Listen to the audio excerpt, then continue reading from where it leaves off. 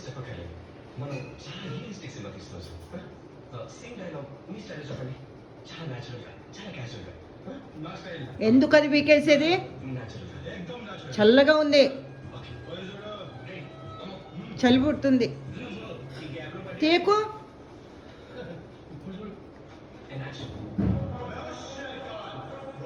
Bad.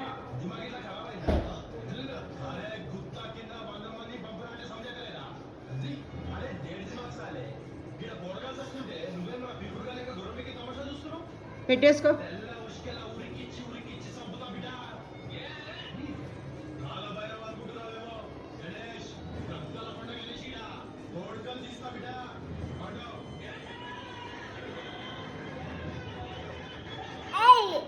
పెట్టే పెట్టే.